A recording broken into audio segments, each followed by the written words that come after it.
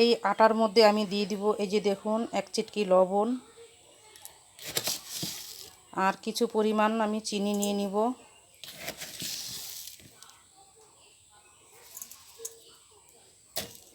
আটাতে চিনি লবণ দেওয়ার পর আমি এই যে ঘিটা দিয়ে দিব অল্প। ঘিটা দিয়ে ভালো করে আমি এটাকে মেখে নিব। চিনি লবণ আর ঘিটা দেওয়ার পর আমি সুন্দর করে এইভাবে করে মেখে নিব আটাটাকে। হাত দিয়েই মাখবো এইভাবে করে সুন্দর করে, তাহলে ভালো করে জিনিসটা মিশে যাবে আটার সাথে। এই যে আটাটার মধ্যে ঘি চিনি লবণ দিয়ে আমি সুন্দর করে এই যে দেখুন এইভাবে করে সব কিছু মিলিয়ে নিয়েছি। তো এতে আমি অল্প অল্প করে জল দিব, আর অল্প অল্প করে জল দিব, আর হাতের সাহায্যে কিন্তু আমি এটা মেখে নিব এই যে এভাবে করে। তাহলে চিনিটা যে আমি দিয়েছি তাহলে ওই চিনিটাও কিন্তু দানাটা আস্তে আস্তে গলে যাবে। আর একবারে যদি আপনারা জলটা দিবেন তাহলে কিন্তু চিনিটা যখন গলতে ধরবে তখন কিন্তু পাতলা হয়ে যাবে এই গোলা রুটির গোলাটা। আর গোলা রুটির গোলাটা আমার তৈরি হয়ে গেছে। আর এই যে আমি কড়াইও বসে দিয়েছি। তো আপনারা চাইলে কিন্তু তাওয়াতেও ভাজতে পারেন। তো তাওয়ায় আমি ভাজবো না, আমি কড়াইতেই ভাজবো। এটা আমার গরম হয়ে গেছে, তো এতে আমি দিয়ে দিব এই যে গোলা রুটির গোলাটা। এটাকে দিয়ে সুন্দর করে এইভাবে করে আমি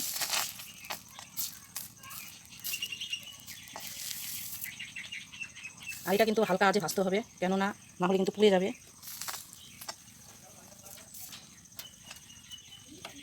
রুটির আমি গোলাটা দিয়ে এই যে এইভাবে করে সুন্দর করে চারোদিকে যে পাতলা করে চামচের সাহায্যে আমি করে নিয়েছি, গোল করে নিয়েছি।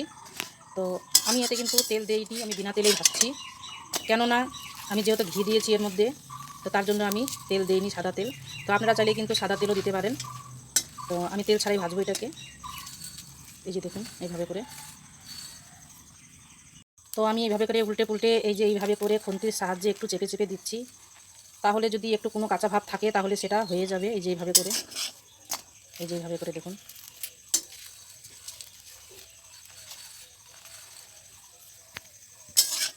তো এই যে আমার দেখুন দুপাশে কি সুন্দর হয়ে গেছে, এই যে পাশেও হয়ে গেছে আর এই পাশটাও হয়ে গেছে।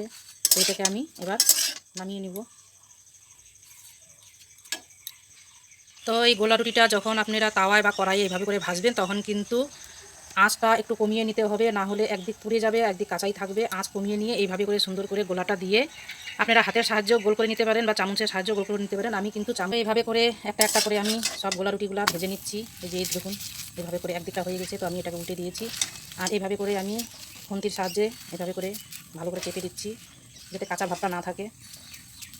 আর এই গোলা রুটি কিন্তু যত পাতলা হয় তত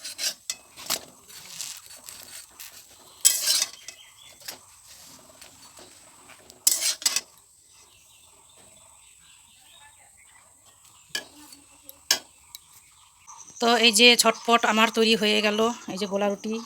এই যে দেখুন গোলা রুটিটা একদমই পাতলা করেছি আমি, তো আপনারা মোটাও করে খেতে পারেন। এই দেখুন একদমই নরম রুটিটা,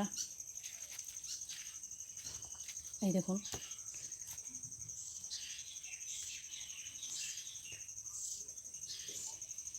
এই যে দেখুন। তো গোলা রুটি তো আমার তৈরি হয়ে গেছে। আর সকালে আমি এই যে ছোলার ডাল আর আলু দিয়ে এই যে শুকনো শুকনো একটা তরকারির মতনই করেছি এটা।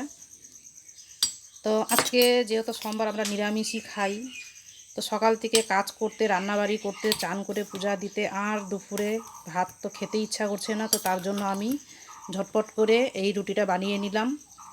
তো এতে আমি কি দিয়েছি আপনারা তো ভিডিওটাতে দেখবেনই অবশ্যই। তো আপনারা চাইলে পরে তো এইভাবে করে আমার তৈরি হয়ে গেল এই যে দেখুন। তো আমার কিন্তু প্রচণ্ড খিদে পেয়েছিল, তো আমি এই খাবারটা 10-15 মিনিটের মধ্যে আমার তৈরি হয়ে গেছে। তো আপনারা চাইলে পরে যদি দুপুরে আপনাদের ভাত খেতে ইচ্ছা না করে এইভাবে করে গোলা রুটি বানিয়ে খেয়ে দেখেন, আশা করছি খুব ভালো লাগবে। আর যদি সিম্পল রেসিপিটা আমার ভালো লেগে থাকে লাইক সাবস্ক্রাইব কমেন্ট করে দিয়েন।